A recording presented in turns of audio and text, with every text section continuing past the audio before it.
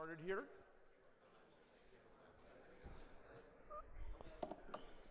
Okay, hi, good afternoon. I'm Bryan Cantrill. I am the SVP of Engineering at Joyent. I've got some mixed feelings for, even though I love Serge dearly, I am in the douchebag track. So I feel, at some point I'll have to go on a technical rant and hopefully write some code on stage just to remind you that I actually have technical chops. So I'm a little embarrassed about being here in the douchebag track, but hopefully you can bear with me. So this is the title of my talk is putatively Leadership Without Management: Scaling Organizations by Scaling Engineers, largely because I knew if I wanted to get a talk accepted in the douchebag track, I really needed to come up with a very douchey title. So that was successful because I'm here. Here's the actual title of my talk: Software Engineering Middle Management, Toxin or Cancer? Reasonable people may disagree. So let's explore that a little bit. So let's talk about an engineering organization a little bit, because we know that when we add people to an organization, we add engineers to an organization, that has known drag. People love to talk about, oh, we need to add more people. We do need to add more people, of course. But when we add people, we add drag to the organization. We know what those are, right? I mean, you've got a certain amount of constant drag just associated with being a human, which is really, it's really annoying that we're all humans, and we require sleep, and we have kids, and we get sick, and we got to get on, and dogs die, and stuff like that. And which is all fine. I mean, but that's part of being a human. So you're going to get a certain amount of drag that's going to come, just individual drag, which is fine. But then you also get communication-related drag and organizational-related drag that actually grow non-linearly with people. That is, say that adding people makes it worse. And I feel this is one of these things that we have known for a very long time. People love to talk about the Mythical Man Month as if they've all read it. You don't have to, I'm not going to embarrass you by asking you to put up your hands. I know you like to say, how many say they read the Mythical Man Month? Of course, every hand goes up, yes. Whether you've actually read it or not. And the reality is that the Mythical Man Month, a lot of it is actually dated. A lot of it is very specific to OS 360. Some of it is very kind of like weird and sexist, like about what the secretaries should be doing in the organization. But there are some real truisms there that are actually important. And I think that the truest truism is Brooks's law, which is that adding people to a late software project only makes it later. This is as true now as it was in the 1960s. And I feel that this is something that we have not internalized. It's like, why, if everyone agrees that we've all read that book, and even kind of the pointy head types all acknowledge it, why do we keep adding people or trying to add people to late software projects? It only makes them later. And it seems that most of the thinking around how do I scale an organization comes with trying to repeal Brooks's law or minimize the effects of it. They're trying to deal with, how do I deal with, now I've got all of these people and they don't communicate, so I need to put all these structures in place and I need all this middle management and so on. That's how we kind of think about scaling. But all of that thinking really only makes sense. That is to say that the thinking about these structures we put in place to scale an organization really only makes sense if all software engineers are essentially equal. I've got 5 cogs, I need to add 3 more cogs to my machine. Oh, one of the cogs broke, I'll replace it with another cog. Which of course, there are people who like to fantasize about this, but that's not the case. Software engineers are not equal. And again, we know this, but let's just be sure that we all know it, and know what its ramifications are. The best software engineers are at least an order of magnitude more productive than your merely average engineers. How many agree with that statement? Very good. Believe it or not, there are some people that don't, still.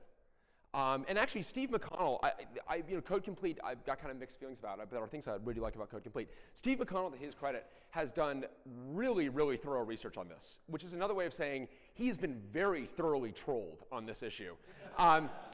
Because, my attitude is like, yes, software engineers are clearly not equal. The best are clearly an order of magnitude more productive than the mediocre engineers. And fuck off if you disagree, because that's obviously the case. But McConnell, no, he's being trolled. And McConnell has gone through all of this research, the software engineering research, and is really, this is really kind of incontrovertible, even with folks that are trying to study this formally, which has got all sorts of problems associated with it, of course. And McConnell calls this the 10x effect, but this probably understates the multiplier. So the thing about top engineers, so top engineers are 10x more productive. Great. They don't induce 10x more drag, right? Unless, I mean, top software engineers are not, I'm not sure what kind of person would have to induce like 10x more organizational drag. I guess like a gossip or somebody who had like smallpox. I'm not sure I'm not sure what exactly that would look like, but certainly that's not true of these engineers. These engineers, the amount of drag that they induce is effectively linear. It's no different than any other engineer, probably actually even less, because they tend to be better communicators and better natural leaders. So if this is true, if we accept that software engineers are not equal, the best are an order of magnitude, a factor of 10, that I can actually deploy, either an Ivy Bridge or a Raspberry Pi. That's what you're looking at, right? It's like, well, I figured out how to do this with 10,000 Raspberry Pis. It's like, well, why don't you do it with one Ivy Bridge and be done with it? I mean, to kind of put it in more technical terms. So if that is the case, then the way we should scale an organization is by finding the fewest number of best people, of best software engineers, only top performers. An organization that consists of only the best people you've ever worked with and no one else. As many of those as you can find. Well, yeah, okay, that's all, yeah, we hire best people. Yeah, that makes sense, of course, like who wouldn't want, that's just like motherhood and apple pie, it makes sense. Well, okay, it seems obvious. It seems like an obvious aspiration to build an organization that consists of only top engineers. Everyone would agree with that. And yet, if that aspiration is really that obvious, why do we put in place the structures that demotivate these superlative engineers? Why don't we put in place the things that actually motivate them? There are fundamental misunderstandings, I think, about what motivates top software engineers and what demotivates them, and how you should structure an organization to attract them and not repel them, rather. And of course, the big one, and I'll get to this at the end, how does one actually find them? Because this is kind of the classic excuse. Yeah, the best are a factor of 10, better than, yeah, blah, blah, blah. But they don't exist anywhere. I can't find them. They're too expensive. So I've got to hire these 5 shitheads over here. It's like, well, and the reality is you actually can find them. And it is hard. But you can find them if you have all the other structures in place. All right, so let's talk about the motivators a little bit. And just to give you, actually, now might be a good time to give you a little bit of my background. So I spent 14 years at Sun Microsystems. May she rest in peace. I rode that vessel to her watery grave. I spent and I know you're thinking, like, am I about to sit through another Cantrill Oracle talk? Because I got mixed feelings about that. On the one hand, like, I've seen that shit on YouTube. On the other hand, I'm a little titillated.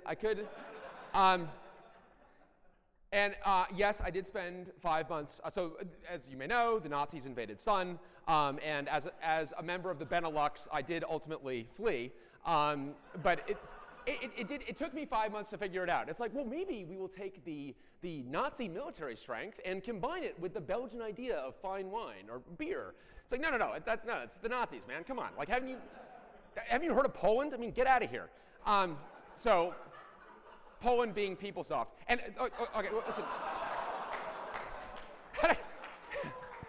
You know, the really funny thing is that actually wasn't meant as a joke. I didn't do that for laughs. That's actually sad.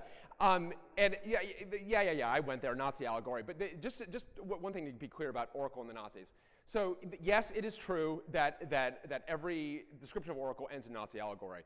But if it doesn't, if you describe Oracle without ending in Nazi allegory, you have left some understanding of Oracle on the table. You haven't fully conveyed the essence. And indeed, I have argued and will continue to argue that if you were attempting to explain the Nazis to someone who had never heard of World War II but was an Oracle customer, you would actually explain the Nazis in Oracle allegory. It's like, imagine that Larry Ellison controlled a country. Oh, Jesus. It's like, my God, the license audits. Yeah, the license audits. We called it Blitzkrieg. It was really, really ugly. Anyway, you should look out. World War II is terrible. A lot of people died.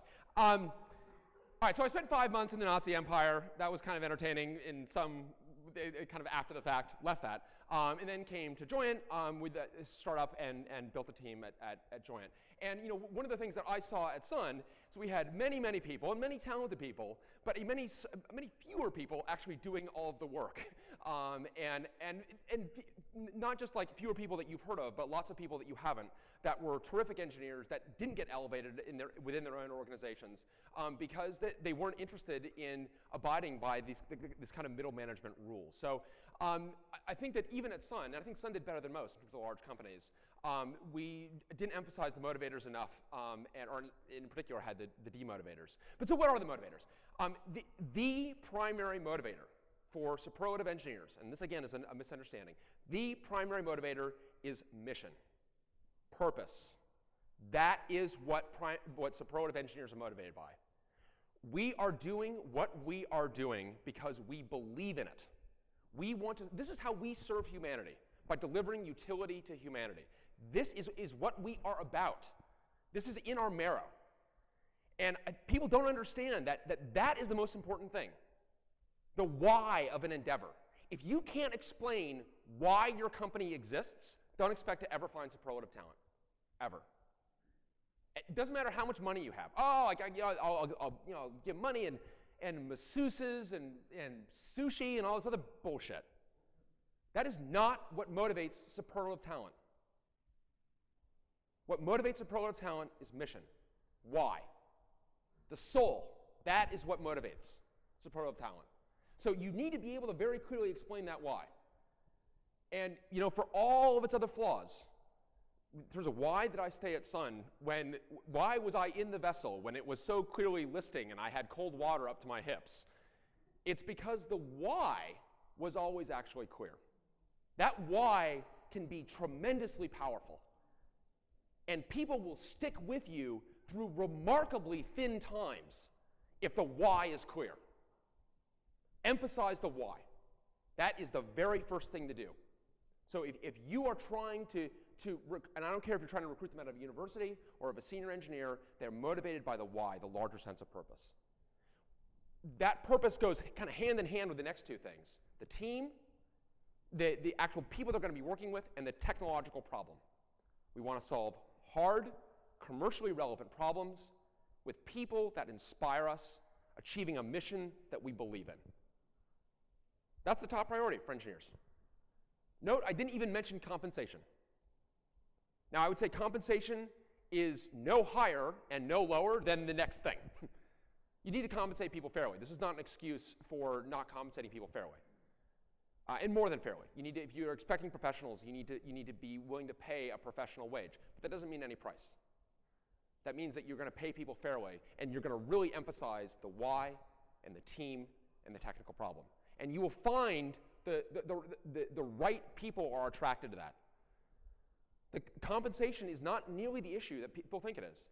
I have beat out Google and Facebook many, many times hiring engineers.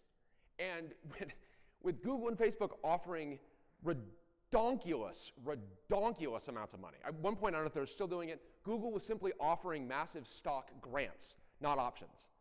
And if you're a startup, I can always go compete with options, right? Because we can, if you agree that compensation is important, we can talk about growth potential. It's impossible for a startup to compete with a stock grant. Because it's like, Google is just like giving you they're giving you $1 million worth of the company over 4 years, of course. Yeah, by the way, you need to be shackled to that vessel for 4 years. But I have beat out Google, even when they're offering such terms. How? Because of the why and the team. One thing that, again, I don't know if they're still doing this, one of the things that was amazing to me about Google is you would never know who you're working with. But don't worry, it's Google. We're all brilliant. It's like, yeah, you're all brilliant, but some of you are assholes. So I just know who I'm working with. And when I came out, and actually, in terms of the mission and the team and the technical problem, in terms of what will be the actual top priority, these things are so interrelated that they'll fluctuate. In terms of why I came to Sun Microsystems, when I came out to interview at Sun, I was convinced I did not want to work for Sun. Every exposure I had with Sun was like dealing with some sort of Soviet DMV. It was just kind of this very kind of sleepy bureaucracy, and all of that changed the second I met Jeff Bonwick. And Jeff was this just bolt of lightning. And all of a sudden, someone who was unvarnished with their opinions, someone who absolutely believed in what they were doing. I came to Sun because of Jeff, and I don't regret that for a second. So the team alone can trump a lot of these things. I would not have matriculated at Sun had it not been for Jeff. And the technical problem, and again, like I said, these things are all interrelated. I would say that also, if you focus exclusively on compensation and you don't emphasize these other things, you will find that you get the wrong kind of engineers. You get engineers who, by the way, like if someone else comes along with a better, dumber offer, they will leave. Because they don't believe in the mission. They don't believe in the team. They don't believe in the technical problem. So all this is not to say that compensation isn't important. It is very important. Just understand that it is not the most important thing. It is the fourth most important thing. No higher, no lower. All right, so enough of the motivators. Let's talk demotivators. And now we're going to take a tour through my lifetime of middle management mediocrity. So when I was approaching, when I clearly like I was in the Kursk there at Oracle and wanted to leave and was looking around and was talking to Joyant, my major apprehension was, boy, me as a VP of engineering, I would talk about the animals walking upright. And every VP I have ever known at Sun, without exception, was a jackass or became a jackass when they became a VP. Now that's a reflection on Sun as well. That's not just that's not endemic. But there was not a single person that I could look to in my entire 14 years of history at Sun that was inspiring in terms of the way they managed folks. And I was very depressed about this because I'm like, I don't know how to do this. I've been raised by wolves. I'm an orphan from. I don't know how to actually manage a group of people. And then I kind of had this realization, like, wait a minute, I do know what not to do. In fact, I know a lot of what not to do. I can rattle off what not to do. So I'm going to do an experiment. My experiment is I'm just going to not do what I know I shouldn't do. And I'm going to hope, like a sculptor, I'm going to hope that what I'm left with is plausible. And I'm sure I'm making my own mistakes, or we're making our own mistakes at Joyant. But I have been sure to not do the things that I saw that were profound demotivators at Sun. And the thing that I think is crushing to me is that when I look out at these demotivators, I see them very widespread in our industry. And actually, Sun was much better than most. And there are some things that seem like they're like obvious, just kind of like good things to do to scale an organization that are profound, deep demotivators. So that's the real reason why I wanted to give this talk, is because there are some of these things I want to get off my chest, because I think that there's some truisms that aren't being spoken. And I think this is especially true for those of you who are in somewhat a similar position to Joyant, where you're kind of at this inflection point where it's like, okay, now we really want to be able to grow the organization, and scale the organization, and now we need to get, and you might hear, if you're a VP of engineering, you might hear, a CEO say this, you might kind of hear that your manager says, like, we need to get more formal about things, like time to grow up a little bit, and these are all euphemisms for toxins and cancers. And I want to kind of give you the strength, for those of you who are in those kind of organizations, those kind of 50 to 200 person organizations that are at this kind of inflection point. I want to give you the strength to resist some of these structures that are incredibly corrosive and incredibly demotivating. And I'm going to start off with what may feel like the most controversial. But the first profound demotivator is a formalized annual review. And this is one of those things that just doesn't seem like, really? A formalized review? Like, that doesn't seem that bad. Well, I'll tell you what's not bad. Feedback. Feedback's great. Feedback is really, really important. And I would put formalized feedback, like maybe in air quotes, like if feedback that is, I would say, concrete feedback is really important. Don't just tell someone that you liked their work, but explain, I really like the way you solved this about this problem. That's great. Problem with the annual review is it's too formal, and it's, it goes in your HR file, like that's a thing. Why is that a thing? Why do we talk about your file like that's a thing? That's not like a legal thing. That's just something that the HR people made up to keep themselves employed. We don't need to have an HR file. And it's the wrong kind of feedback, it's just the wrong cadence. Annually? You're going to give feedback annually. Really, annually. Wow, that's a long time. So basically, if I want to burn the place down, I should do it like immediately after my last review, so you'll forget it. By the time the fire finally simmers down, you actually forget that I did that. And we can talk about the things I did in the last 45 days. And in my experience, I never once found an annual performance review to be uplifting. It always pissed me off. At some level, it always pissed me off. It often pissed me off because there's this kind of obligation it's an annual review, so I can't just give you positive feedback. I have to give you something to work on. It's like, what's this? Something to work on. I mean, on the one hand, like, showing people where they can improve is always valuable, but something to work on inevitably devolves to dinging you for something. I gotta find something to ding you with. I can't not ding you, because by the way, if I don't ding you, I have to promote you. It's like, all right, I guess I understand this problem. And so what do you get dinged on? You get dinged on your personality. You get dinged on the things that you can't change. Are you an introvert? You're too shy. You're not talking enough to people. Oh, are you a loudmouth? You talk too much. You're not shy enough. You could use a lot more shyness. I may have heard this one. Or actually, what I heard is what I used to get is, so I had a manager that we nicknamed Booty because of his galactic ass. It was like the first day on the job. I'm like, has anyone else noticed that he's got an extremely large ass? Not like large man, large ass, but kind of like medium-sized man, galactic ass. It was kind of like, oh, whoa. And my other colleagues were like, no, we had not noticed that. I'm like, oh, okay, this is going to be, well, hi, I'm here. So we nicknamed him Booty, and Booty used to give us what's called the Booty Dance. And the Booty Dance is where Booty would come in, and Booty would start to refer to you in the third person. So, Bryan, there's an idea that Bryan is always technically correct. I'm like, God, who's Bryan? I want to meet this guy. Oh, me! I'm right here. You can actually use the second person. You actually don't have to use the third person. So Bryan is always technically correct. Sometimes the way he presents his opinions does so in a way that is not necessarily sensitive. And he would always kind of like flutter his eyes and look at the ceiling. And the other thing that was kind of funny about this guy is he would kind of like scratch his back against the wall when he did this. He had like a skin condition or something on his back, and my lights would go off when he did this. And because he would hit my light switch, and he must have done this 500 times. And over the years and years I reported to this guy, which was way too long, this happened many, many times. And every time he was like the lights would go out, and he'd just be like frightened animal, like, oh my God, like it's a blackout or an earthquake or something. It's like, no, Booty, it's your back. Just turn the light switch on. Actually, just because I have to tell this, we had a huge all hands, and this is, like 600 people in the room, galactic room, and all of a sudden, all the lights go boom. The whole thing goes out, and everyone was like, oh God, this is like a power outage. Everyone kind of like has that moment, and I look back to the back of the room, and there's Booty like scratching his back, and he kind of looks around, and there's this whole bank of switches, and he's just managed to like run. And I'm like, wow, ding, ding, ding, ring that bell. That's impressive.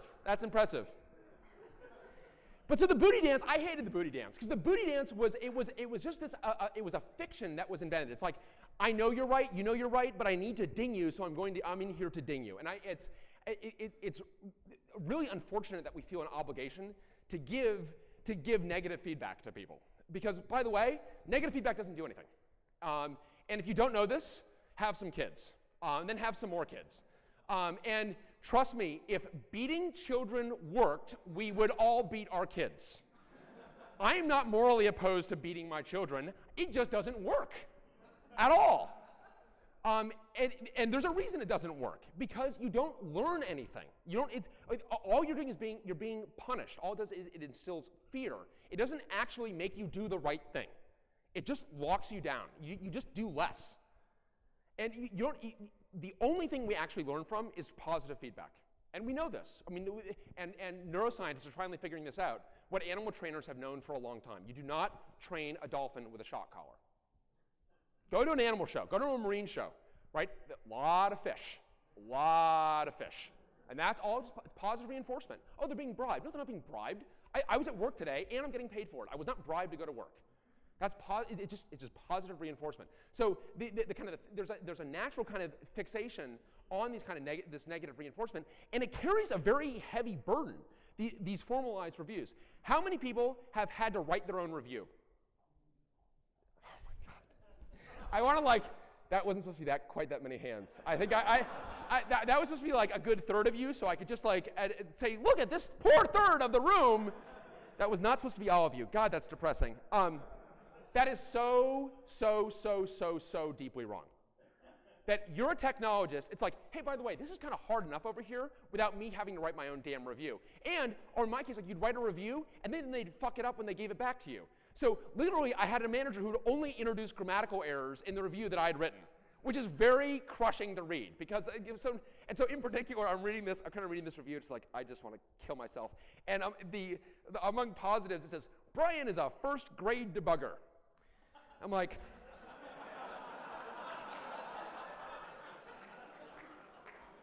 I think you mean rate here, not grade. And I made a huge mistake of telling my mom about this, who almost died laughing. And now, whenever anything comes up technically, she's like, oh, Bryan is a first grade debugger. I'm like, Mom, just shut up. So these reviews they're just demoralizing. They're a heavy burden. You should never have to write your own review. Everybody wastes way too much time on it. Do not do this. And if this sounds like a radical opinion, it's not. This is not a radical opinion. So everyone knows Peter Deming, the 7 deadly diseases of management annual performance review is on there. So if you've got someone pressuring you to adopt annual performance reviews because that's what you need to do to grow up, you just go Peter Deming on their ass. Because you actually, it's actually corrosive. Okay, so along with that, hierarchical titles. So one thing that Silicon Valley did right is the invention of the dual ladder. So you did not have to go into management. It used to be back in the day that you would have to go into management in order to advance from a salary perspective. One of the things that happened in kind of in the 80s, maybe in the late 70s, but certainly in the 80s and 90s, is many Silicon Valley companies and other high-tech companies developed a dual ladder system that allowed you to advance without having to go into management, which is great.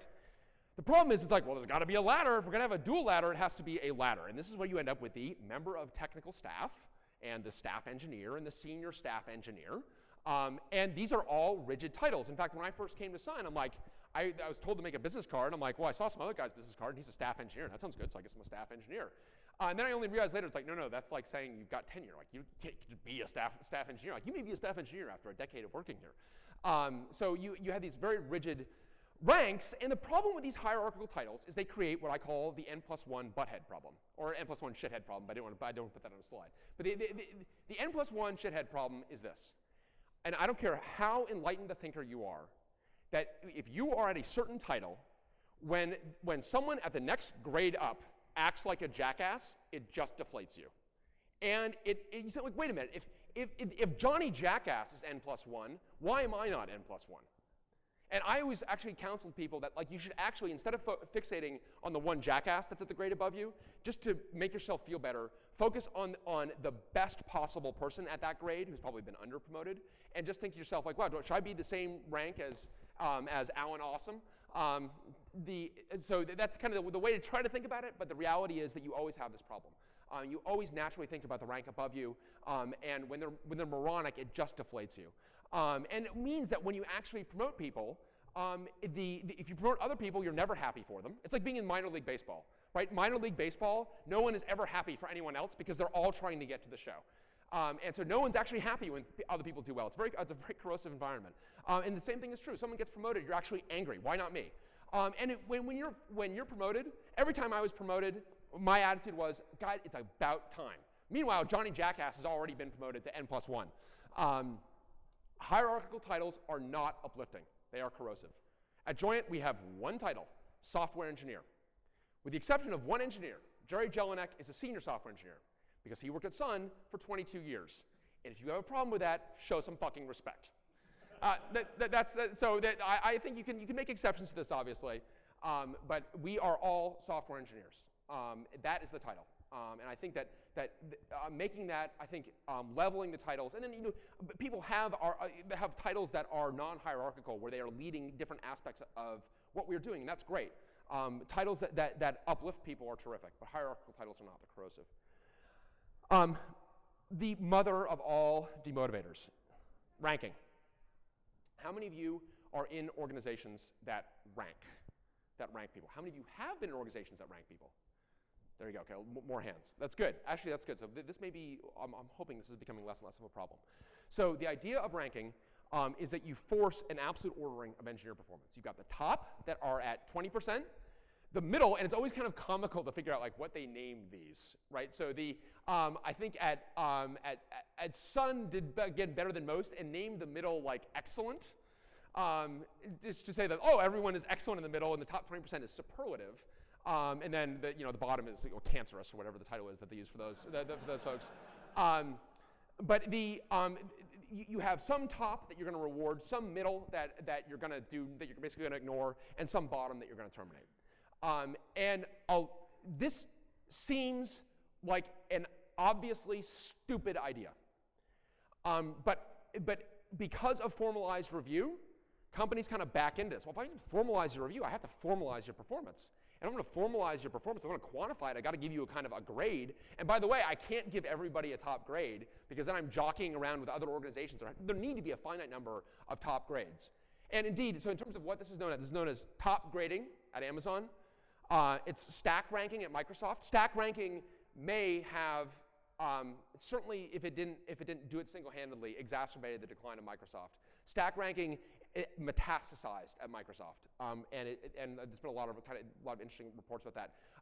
This system was born at GE. Rank and Yank. Jack Welch is the fucking devil, and Jack Welch is getting his right. I mean, I think you look at his. There was a time when he was lionized among American management. I think we now actually see what that actually is. Jack Welch should not be lionized, he should be demonized. It was called ranking and rating at Intel, where the bottom 5% had to be termed. And then I love Motorola. This is like, wow. Individual dignity entitlement. Wow. That is, you have hired a sociopath to direct HR. I mean, and just be like, oh, delicious, individual dignity entitlement. Oh, the irony, I love it. It's like, wow, that was renamed after a couple of years to something that was a little more cloaked. But it's all the same thing. It is mandating that your organization can have no more than a certain percentage performing at the top level. And this is, by the way, good news, self-fulfilling prophecy. Because those are the only top performers you'll have left. Everyone else will leave. Because everyone else, all your other top performers, you're saying we can't possibly have 100 top performers in this organization. Indeed, we can only have 20. Well, God, what if they are 100 top performers? 80 top performers are going to walk out the door as a result of that. Now, the way this was done at Sun was a little more benevolent in that but it was also dumber, in that when you had the top rank, they had to promote you. That was like in the HR software. So if you had the top rank, you had to be promoted. So if you weren't up for promotion, they couldn't give you the top rank. So you would oscillate between getting the top rank in which you were promoted, and then getting back into like the middle category where you would.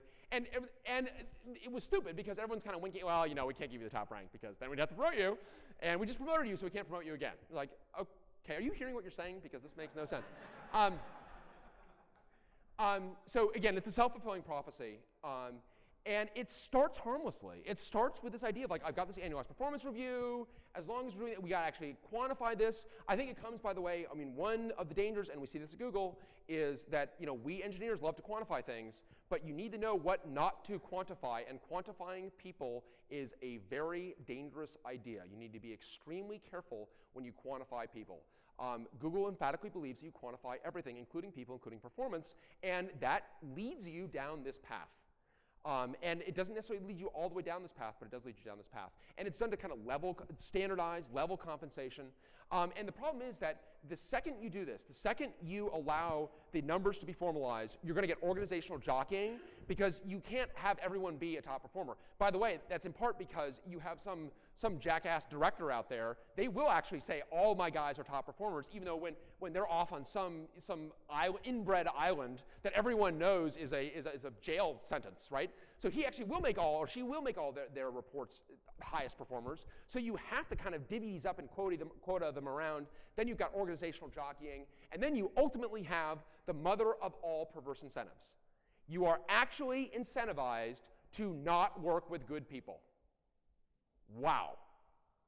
So you start off with this thing that I'm going to scale, and now you've arrived at a part where you are undermining one of the core motivations of top technical talent. You are motivating them to not work with highly technical, with great people, people that are better than they are. I feel lucky that I am surrounded by people that are better than I am. On any given issue, that we, as I say at Join, every day, everyone leads and is led. And it's great to be led in an organization and to feel inspired by your coworkers. Like, wow, how did you figure that out? That was awesome. Thank God for you. What a great feeling that is. What a great feeling that is. And to incentivize someone to not seek that out. Indeed, to seek out the opposite. It's like, hey, you seem like driftwood. You want to come into my organization? And then you got the junior engineer that's like, man, I can't believe Bob is still here. Bob's been dead for 2 years. He's mummified in there. It's like, yeah, I know. It seems ridiculous. It is ridiculous. No, it seems ridiculous. Here's why. Bob always gets the lowest rating. So trust me, you want Bob. Bob is the reason that I'm able to promote you. Bob is the reason I'm able to give you this high. So next time you see Bob, you give Bob a pat on the mummy there. You keep rotting over here, Bob, not just smelling or whatever. I mean, to incentivize people to seek out driftwood and not get rid of them. I mean, it's so disheartening, so deeply disheartening. And again, look no further than Microsoft to see this at its logical extreme. But there are other companies that are not at that logical extreme, but they are on that path. It is absolutely the wrong path. Ranking is organizational cancer. Do not do it under any conditions. And ranking leads, a kind of variant of ranking is what my colleague Mark Cabbage calls the Purple Robes Club, which I just can't help giggle at. I have to visualize this. So it's very tempting to kind of establish a select group of engineers, usually with adjectives like distinguished or principal, and nouns like architect or fellow. And I would love to find a distinguished principal architectural fellow. I'm sure they exist somewhere. You can kind of mix and match these, principal, fellow, distinguished architect, and so on. And we're going to take this select group of engineers, and we're going to treat them specially. They're the purple. They will don the purple robes, and they will engage in the secret rituals that no one understands. It's got all of the problems of ranking, plus the added problem, if you've actually technically empowered this group, now you've actually created a pretty deep technical problem, because you've got these technical decisions that are either being handed down or ratified by this select group of people that is not a meritocracy. Right? At Sun, these were DEs, and I was a DE at Sun, but it's something I would never actually institute anywhere else, because the system was so corrosive. You had this country club that voted in new members, and having seen the inside of that process, people got in for all the wrong reasons, and they were excluded for all the wrong reasons. I mean, God forbid you be a headstrong engineer who's pissed off the wrong person, pissed off some broken antibody somewhere in the system. I mean, God forbid, because you would never actually be promoted. So this is dangerous. And again, there's a gateway drug here: architectural review boards. It's a good idea to review architecture. That's a good idea. Architectural review boards are a bad idea, because they enshrine the idea that your job, Mr. Senior Distinguished Principal Architect, is to go to meetings. No one's job should be to go to meetings. We build things. That's what we do. That's what engineers do. Meetings are a regrettable artifact of needing to build things, but what we do is build things. And so, and at Sun, we had these architectural review boards, and they basically were, when they were powerful, they were destructive, very destructive. Finally, they kind of became defanged, and they were just kind of comical. And it was, by the time, I developed a technology called dtrace. By the time dtrace came through the architectural review board, these were all kind of, they had been largely defanged. We kind of knew how to game the architectural review board. One of the things to do, a classic trick, these guys always look at the clock, right? You know, the carpool is going to leave at 3:30, so I got to make sure I'm out of here. So all you have to do is run out the clock. And so what you do is you throw up issues that are like these little walnut-sized issues that everyone can wrap their tiny little brains around and just debate them incessantly. So take some piece of your architecture you don't care about, be like, yeah, we just don't know whether to call this a foo or a bar. It's like, oh, I think it should be foo. I think it should be, and then make sure you're feeding both sides of the argument. And then they're like, well, I see we're out of time, so I guess what, bump, bump, bump, bump. You're like, and I did find, and I will say that one thing I did notice is that these things got stacked with compiler people over time. There is some like weird thing where compiler people are. If you have compiler people on your staff, make sure you keep them in their little box. They've got a closet desire for intense bureaucracy that must be contained. And indeed, when dtrace came before the Architectural Review Board, I learned something very important about compiler people. They were very upset about dtrace. This just reminds us a lot of awk. And I'm like, oh my God, that is high praise. Thank you. So awk is such an inspiration to me. I had Peter Weinberger sign my butt, and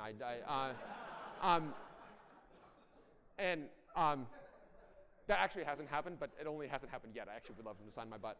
And then you guys like, oh, wait a minute, that was an insult. Oh my God, you guys actually don't like awk. Believe it or not, they don't like awk. So we need a lot more awk and a lot less of kind of architectural review boards. And they don't like awk because it's way too effective. I mean, you just kind of get things done. It's like, oh, I can't do that. You can't actually just have a variable. You got to go declare it. It's like, all right, leave me alone. So another demotivator is non-technical management. I think that folks that have not developed software can't resist channeling Frederick Winslow Taylor. And if you know who Frederick Winslow Taylor is, he did time studies in the 19th century where what he did is, and revolutionary in a way, where he went to what is basically blue-collar physical labor and would time how long it takes to do everything. It would say, okay, so it takes 8 seconds to move this piece from this pallet to this pallet. So I'm just going to divide the number of hours a day out, and that's how many you should be doing in a day. It's like, wow, okay. And on the one hand, when you've got something that is rote and repeatable, it makes sense to put that kind of structure in place. Software engineering is not rote and repeatable. I mean, it sometimes feels rote, but the reality is if you are writing the same software over and over again, you're not doing it correctly. Software engineering is not like building a parking garage. Software engineering, you are fundamentally doing something new every time you cut code. You're solving a new problem. And if you're not solving a new problem, then you're not applying existing software correctly. When you're solving a new problem, there are unknown unknowns. And there's some body of software where you've got a really good idea. But how frequently does software take less time to write than you thought it would? Yeah, ha ha ha ha ha. I would say that happens about 5% less of the time. Whenever that happens, and whenever someone that has something on the team was like, God, I thought this was going to take me 2 weeks, but I got into it, and the whole thing just fell out. It's beautiful. I'm done. It's like, treasure that moment. You got to lock that one in, because it happens so rarely. It does happen, and it's so great when it happens. The problem is that you thought it was going to take you 2 weeks, it only takes you a day. So you're so excited with yourself that you spend the remainder of the 2 weeks building an elaborate monument to yourself in the office. Do you think I look better like this, or should I be pointing to the horizon? What do you like better? Because I'm so awesome. And just because it happens very, very rarely. What much more happens is this should be easy, I'll be done in an afternoon, and it fucking goes tail minus F on your ass, and it's a year later, and you're giving a lightning talk at Surge. So the software there are always unknown unknowns in software, and the more non-trivial software it gets, the more unknown unknowns there are. That is to say, we don't even know what we don't know. Thank you, Don Rumsfeld.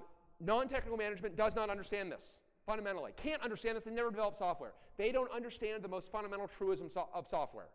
Of functionality, quality, and schedule, you get to pick only two.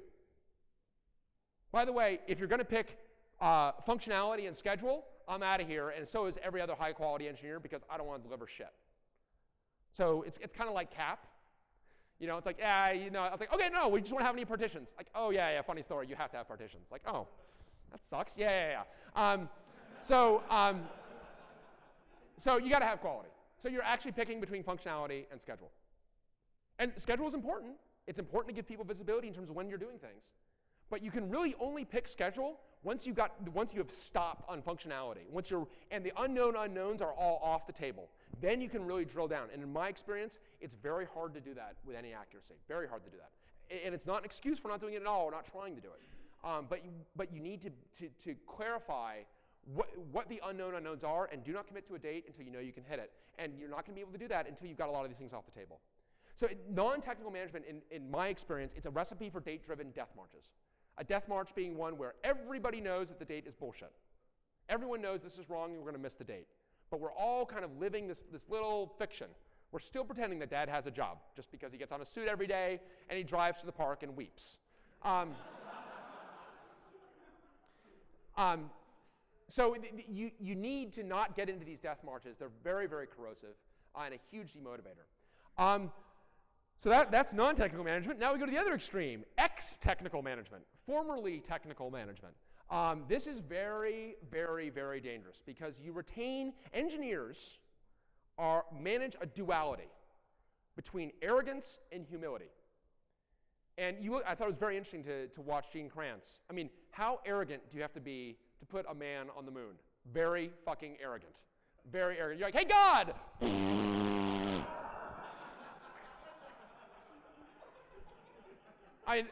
You got to be one arrogant monkey to be like, oh yeah, well, I'm building a fucking rocket ship. You didn't see that one coming, did you? Boom! But, the flip side of that is the humility. Because the arrogance is what gets you to do it, and the humility is what gets you through. We have to be humble. These systems keep punching us in the mouth over and over and over and over and over again. I thought it was very interesting to hear, I'm so impressed with Gene Kranz yesterday, that profound sense of humility and what the Mercury pad fire meant for them in terms of instilling that humility across the team. That's what I heard from that. It's like we needed to be a lot more humble. We needed to understand everything. And it is managing balancing that humility with that arrogance/confidence. The problem is that when engineers get promoted into management, it's like, humility. All right, arrogance, here we come. And next thing you know, everything's easy. Because they've forgotten that fucking nothing is easy. They've forgotten that even the simplest things are really complicated. And these sentences usually begin with guys, you just got to fix this. It's like, dude, I'm going to punch you in the mouth. Do you remember? We used to make fun of people like you back when you were one of us. So ex-technical management can be very, very dangerous. I never again want to hear about the floating point emulation on MIPS because I had a vice president who implemented it once, many, many eons ago. And anytime I had a technical problem, he would tell me the story of implementing the floating point exception handling on MIPS, which is a story with no point other than to say that I don't know what he was trying to say. It was just, he would drone on about it. It's like, don't do this. You need to be supportive. But I think that the challenge is that when you are actually running an organization, you need to stay technical. And how do you do this? This has to be done extremely carefully because you can't be on the critical path for an important project. You can't be, because you're having to go out to surge or what have you. It's like so you need to be careful about how you use yourself, but you need to find a way to stay technical. Speaking for me personally, I try to do that by helping out with debugging. Whenever there's a problem, I try to jump in and just help debug. Because if someone helps you debug something, it's like, that's never an asshole, right? And for me personally, it teaches me a lot about the system. There's still many aspects of our system that no one of us understands all these complicated bits. But it's always educational for me to jump in and help debug. Other people will do different things. But I try to work on stuff that is important and valuable, but maybe somewhat ancillary, kind of the tail minus F, if you will. And I have found that for me personally, it definitely has kept that humility in place. I mean, I don't actually need quite this much humility. Like, I can get my self-confidence up a little bit, please. Bam! Like, okay, I get it. And it's important, I think, if only to maintain empathy. Another demotivator is the inability to focus. When you have a team with only superlative engineers, all of the world's problems become tempting. And it can be very difficult to maintain focus. Focus is not saying yes. Focus is saying no. If you haven't seen it, you've got to see Steve Jobs' WWDC, Worldwide Developer Conference 1997 keynote. It is unbelievable. It is a healthy, strong Jobs. I mean, it's actually, you forget how physically how much he had eroded. A big physical guy explaining all the projects at Apple that they're going to kill to become focused. And focus is saying no, and it can't be rhetoric. It can't be rhetoric. At both individual and organizational levels, you've got to empower and have the ability to say no, or we're going to do it later. Autocracy, I don't want to dwell on. I mean, it's clearly like we all hate totalitarianism. I actually, because I said so, I actually lifted that out of a bug comment. We had someone new to the company who wanted something implemented, and it had to be implemented because I said so. I'm like, wow, that doesn't work. That doesn't work at all. That doesn't even come close to working because I said so. Like, are you serious? No, because I said so, and it's many variants, never at work. Do not present engineers with solutions, you present them with problems. Even if the problems are organizational or economic. We've got a problem here. Our biggest customer is really upset because this legacy bit of functionality has gone off the rails, and we need help. That's fine. But like, I need you to go debug this thing from 8 versions ago because I said so. That does not help. And when you start with a problem, in my experience, you can almost always get to consensus-based decisions among right-thinking engineers, with some exceptions. And another demotivator is what I call Shittyshallying. It's actually in the dictionary, great word, 18th century word. Because sometimes decision-making can become too consensus-oriented. You become HP. And you have to be consensus-oriented about everything.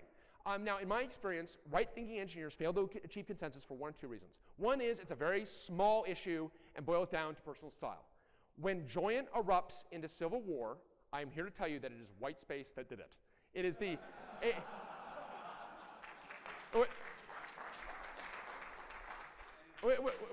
when we pick up arms, brother against brother and brother against sister, it is hard tabs versus spaces versus the guys in Seattle that do like this mixed hard tab spaces thing. It's like, that's like being bisexual, man. Nobody likes you.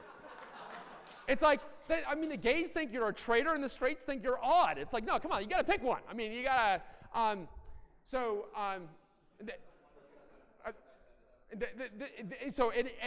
actually, you can do because I said so. We've gone to a states' rights model where every repo must be self-consistent, and there must be a style tool that checks it.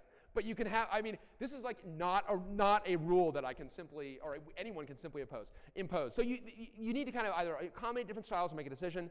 There can be insufficient data, in which case hopefully you can get consensus on gathering more data, or punting and doing the thing that forecloses on the least number of options. It's like, okay, you say do this and we say do that, but actually we're not at the decision point on either of these things. We're kind of having a future land argument.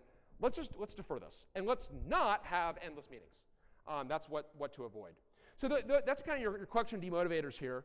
I just want to wrap up with kind of how you structure, and then importantly, how you find top talent. Because the one observation I would have is the best software engineers at every level of experience, from your most junior to your most senior, and across all personality types, introverts and extroverts, are natural leaders. And one of the things that I think people too often conflate personality with leadership. And some of the best leaders I've ever known and ever had the pleasure to work with are deep introverts. And people are like, wow, really? It's like, oh yeah, really. You should see the number of issues that engineer exerted leadership on. Terrific leadership, great leadership. So don't conflate personality type.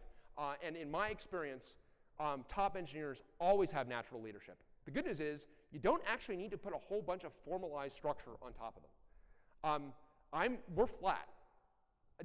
Every Joyant engineer reports to me. I break the organizational layout software. It's terrific. At one point, we had to actually invent middle management that didn't exist, just so we could actually lay the thing out. Now, that's because that reporting structure is actually meaningless. It doesn't actually mean anything. That hierarchical structure for us is not meaningful. What is meaningful is leadership. And everybody, I've got leaders all throughout the organization. We have leaders all throughout the organization. And again, everyone leads and is led every day. So you don't actually need to have middle management. Now, flat management, can't scale. Well, there's a point to that, maybe. And you need to be kind of team focused, and as you scale out, you need to be careful when you do that. But I would say err on the side of flatness, not erring on the side of middle management structure, because middle managers with nothing to do are very, very dangerous. That's when ranks and performance reviews and all this other shit follow, because they have to have something to do every day, because God knows they're not going to build anything. So in terms of finding engineers, and now we get to the big issue, like, okay, yeah, I get it. Of course, everyone wants to build an organization with superlative engineers. How do I find them? I can't find any of them. Well, the first place is the Rolodex, and this is probably the most reliable place, all reliable. The engineers that worked with you in the past, that you've worked with, and you know them to be good. Because those engineers, and we've all talked to many people who seem so promising, you didn't know, they seem very promising, and you bring them into the organization, and as it turns out, they just can't operate for probably complicated reasons, and they probably need to get on a couch and talk about their mother or something. But there are all sorts of people like this. The people that you have worked with in the past, those are the best people to find. But Rolodexes are finite.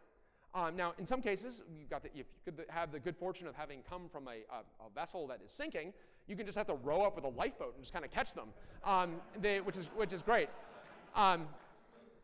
So if you have people that are kind of coming from mendacious companies, that's particularly easy. But that isn't always the case. Great talent often is very happy doing what it's doing. So you need to find those folks and really make the pitch. Make the pitch around the why. Lead with the why.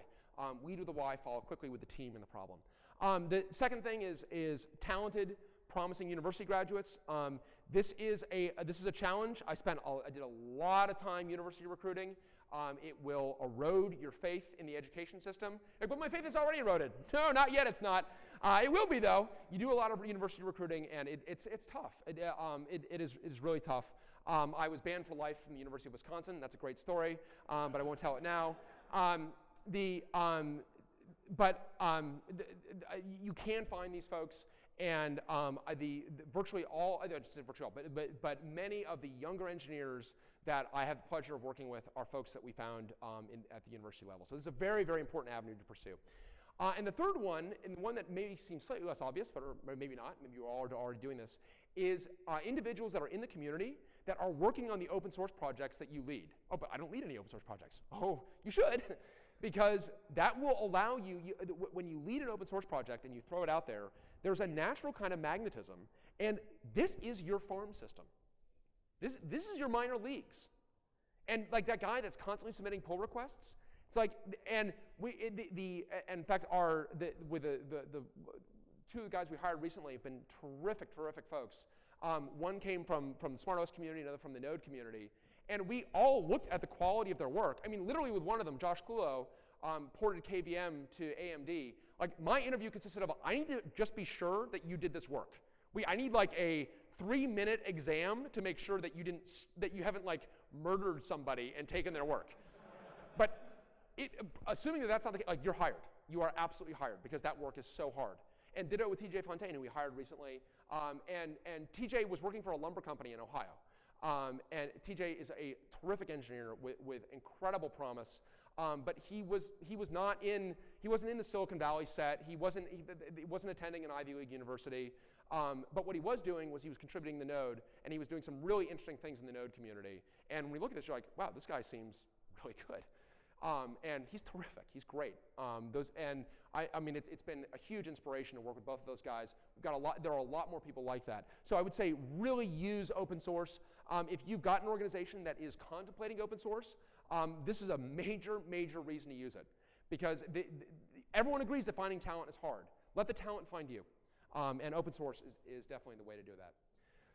So in terms of further reading, I'm just about out of time. Sorry, the projector is kind of, I guess it's the Acro read, Acrobat has screwed up. This is not supposed to read like a ransom note, by the way, in terms of the font. Soul of a New Machine, if you haven't read it, top of your queue, right now. Soul of a New Machine, how many of you read Soul? Oh my God, Soul is it's a transcendent experience. This is the story of the development at Data General of the Eclipse system, codenamed Eagle. Unbelievable story, beautifully written by Tracy Kidder. The Rickover Effect about Hyman Rickover, an admiral in the nuclear navy. The Flight Chris Kraft, Gene Kranz mentioned Chris Kraft yesterday. Skunk Works by Ben Rich. And I personally love Empires of Light, Edison, Tesla, Westinghouse, and the Race to Electrify the World. I love that because when Bill Joy is called the Thomas Edison of the internet, I say, damn right, he's the Thomas Edison, because he's not the fucking George Westinghouse of the internet. That's the guy who would actually build it. So in terms of like, if you lionize Thomas Edison, you need to read that book. But all of these books are about superlative people with unbelievable focus, motivated by a mission and a team doing incredible things. And I think we can be inspired by them, and we can use that to build organizations that consist of only top performers. Thank you very much. Sure. Yep. So I've got time for just a couple of questions. Yes?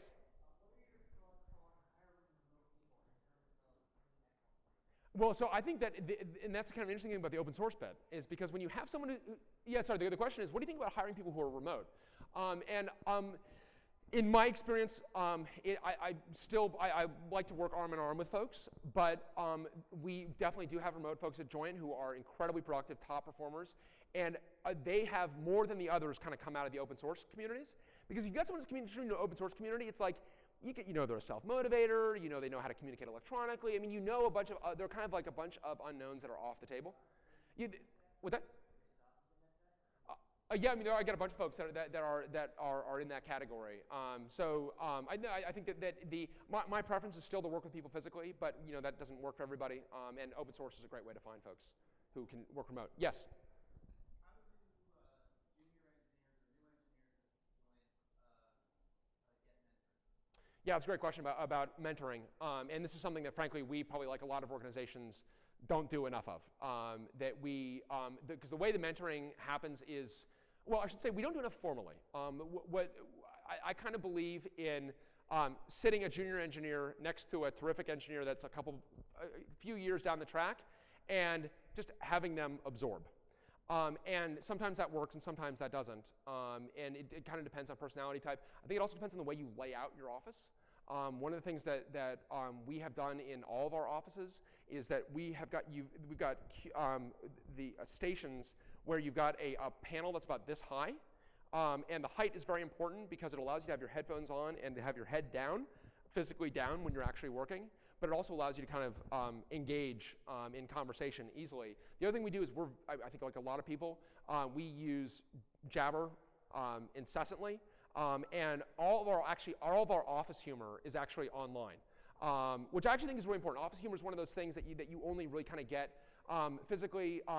As an example, we long ago had a chief security officer who was batshit insane and would say these absolutely ridiculous things. So we have a bot that comes into the channel periodically and offers one of his words of wisdom. Which has been, it's great.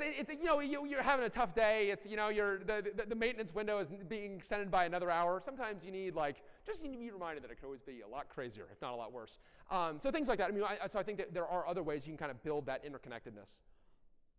Yes. Last question, I think. Last question. Yes.